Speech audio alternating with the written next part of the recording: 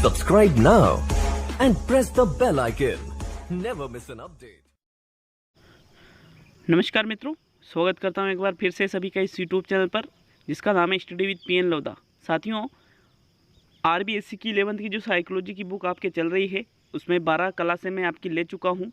ये class number 13 है और यहाँ पर आपको मैं प्रक्षेपणात्मक अधिगम का सिद्धांत पढ़ाने वाला हूँ।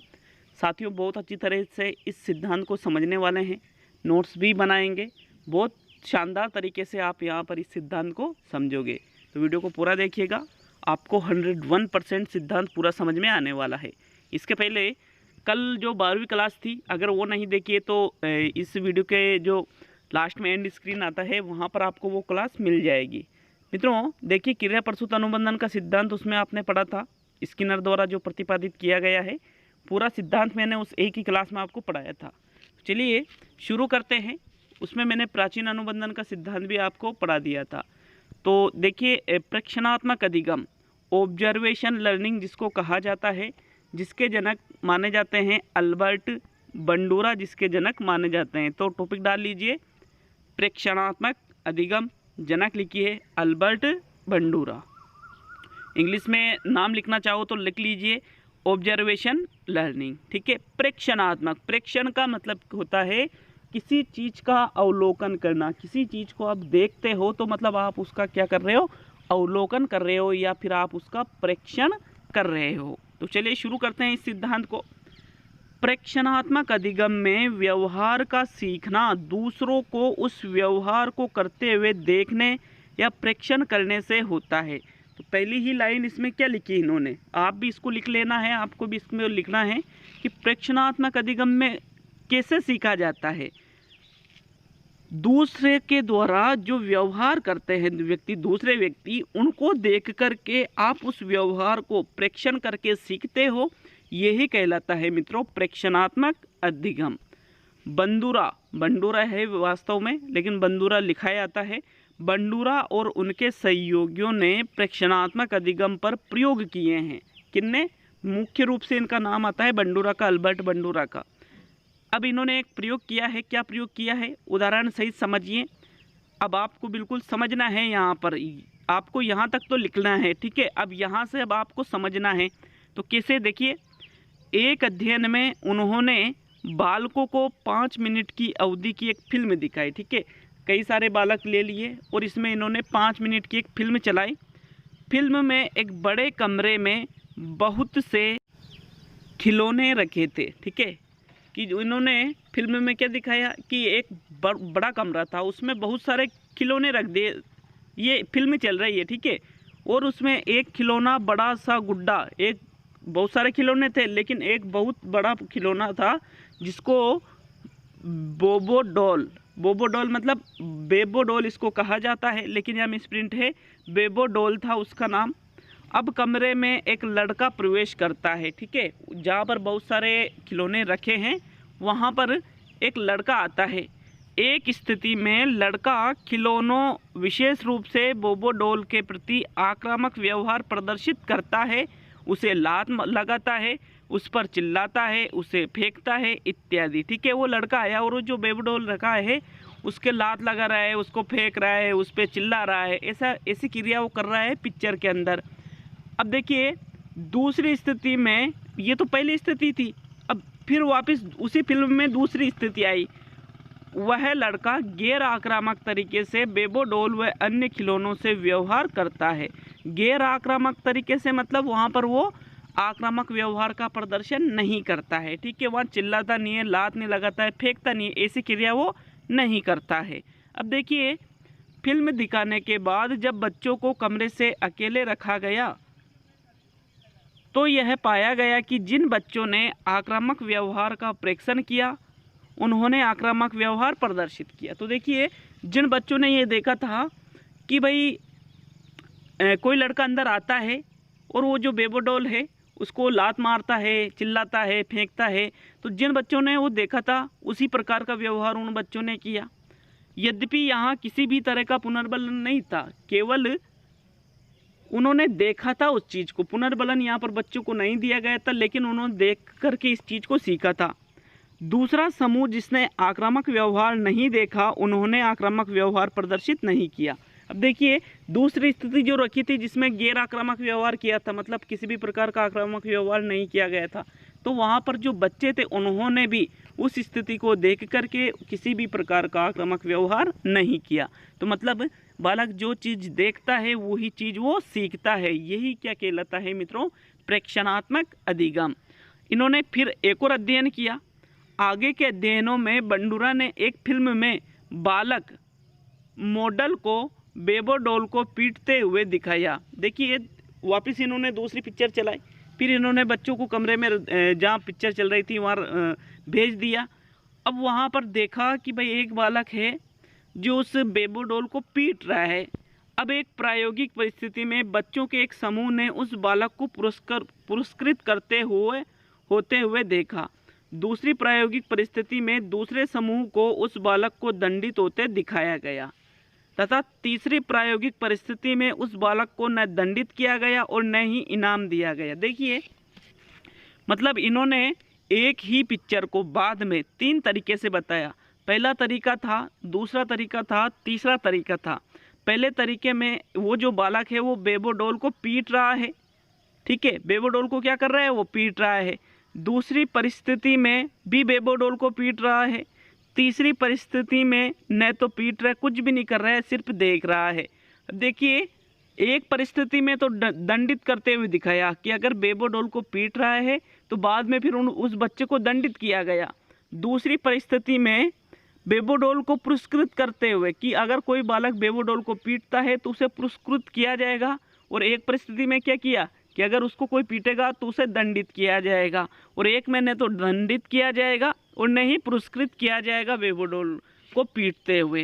अब देखिए क्या होता है, इस प्रकार बच्चों के 3 समूहों को अलग अलग फिल्में दिखाई गई। अब इन बच्चों को एक कमरे में खेलने के लिए स्वतंत्र छोड़ दिया गया।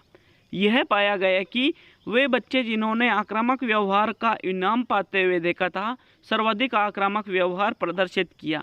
अब देखिए उन जो 3 समूह थे बच्चों के, उनको फिर अलग अलग कमरे में बंद किया और जहां पर ये बताया गया था जिन बच्चों को कि अगर आप बेबोडोल को पीटते हो तो आपको इनाम दिया जाएगा, तो वहां पर सर्वाधिक आक्रामक व्यवहार, मतलब सर्वाधिक किसने पीटा, जिनको इनाम कि भाई हाँ हमें वहां पर इनाम दिया गया था तो हाँ हो सकता है हमें भी यहाँ पर इनाम दिया जाएगा।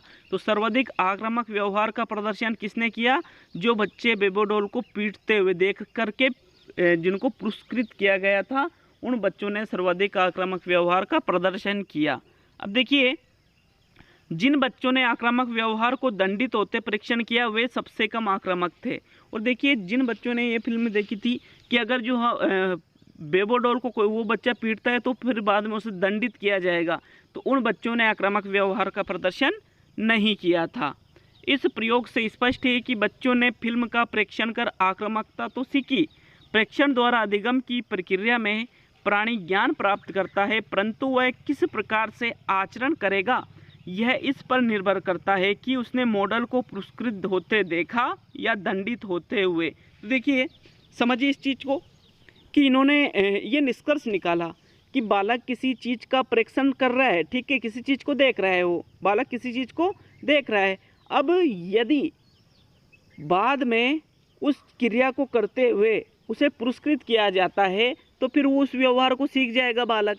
और यदि वो देखता है कि यार उस क्रिया को करने के बाद उसे दंडित किया जाएगा तो फिर उस क्रिया को वो नहीं करता है। साथियों, बच्चे अधिकांश सामाजिक व्यवहार दूसरों का प्रेक्षण तथा नकल करके सीखते हैं, ठीक है, प्रेक्षण करके मतलब अवलोकन करके।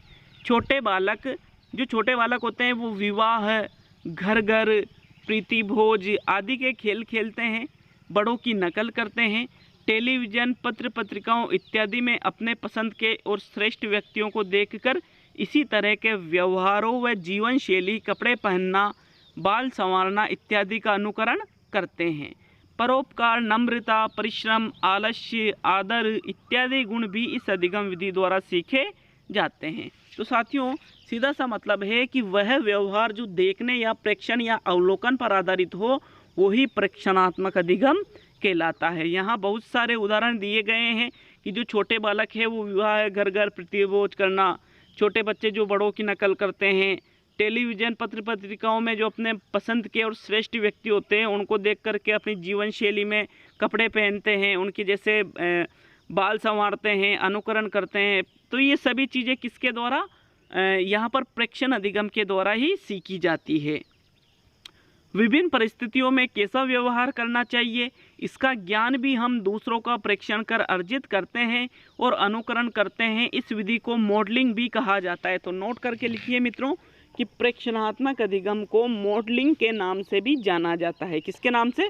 मॉडलिंग के नाम से। लिख लिया सभी ने। अब मित्रों पढ़ने वाले हैं ये जो प्रेक्षणात्मक अधिगम है इसके कौन कौन से तत्व हैं।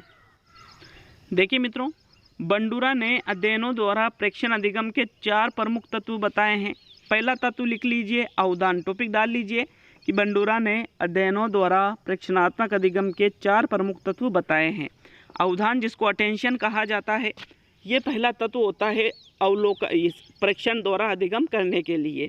तो मित्रों, प्रेक्षण विधि से सीखने के लिए सीखने वाले का मॉडल पर ध्यान देना आवश्यक है। उदाहरण के लिए टेलीविज़न या समाचार पत्र में देखकर हम उन्हीं व्यक्तियों के व्यवहार का अनुकरण कर सीखते हैं जिन पर हमारा ध्यान केंद्रित होता है अथवा जो आकर्षक होते हैं। देखिए, जब हम किसी मूवी को देखते हैं तो उसमें बहुत सारे लोग होते हैं, लेकिन हम किसके जैसा व्यवहार करना चाहते हैं? हीरो के जैसा।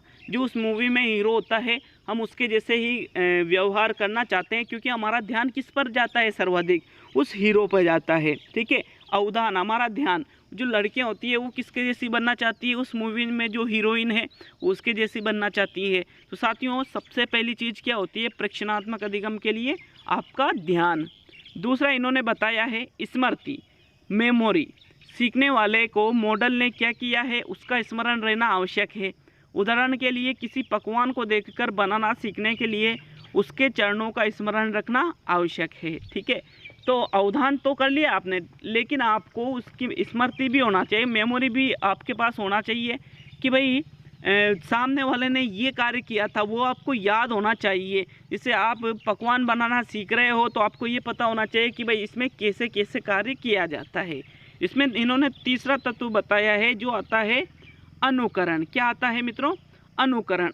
अधिगमकर्ता के लिए आवश्यक है कि उसमें मॉडल की क्रियाओं को अनुकरण करने की योग्यता हो।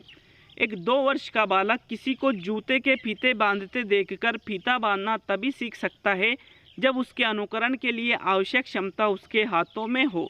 तो साथियों, ध्यान भी है, स्मृति भी है। अब यदि आप उसका अनुकरण ही नहीं करोगे तो आप सीखोगे कैसे? तो इन्होंने तीसरा महत्वपूर्ण तत्व क्या बताया है सीखने के लिए? अनुकरण। और चौथा और अंतिम तत्व इन्होंने बताया है अभिप्रेरणा, जिसको कहा जाता है मोटिवेशन। अधिगमकर्ता में क्रिया करने की पर्याप्त इच्छा होना आवश्यक है। नृत्य को देखकर वही व्यक्ति नृत्य सीख पाते हैं जिनमें उसकी अभिप्रेरणा हो अथवा जिनके उस व्यवहार को अभिप्रेरित किया गया हो। तो मतलब अनुकरण करने के बाद में अभिप्रेरणा भी होना आवश्यक है। ठीक है, अगर व्यक्ति के पास अभिप्रेरणा नहीं है, इच्छा नहीं है, तो फिर वो उस कार्य को करना नहीं सीखेगा। तो साथियों, ये 4 तत्व बताए हैं। अब देखिए, कल पढ़ने वाले हैं हम संज्ञानात्मक अधिगम के बारे में, जिसमें आप SR SS के तो पढ़ लिया पढ़ने, लेकिन जो अंतर्दृष्टि अधिगम है, अव्यक्त अधिगम है, ये दोनों संज्ञानात्मक अधिगम यहाँ पर बताए गए हैं। तो इनको बिल्कुल मित्रों कल पढ़ेंगे।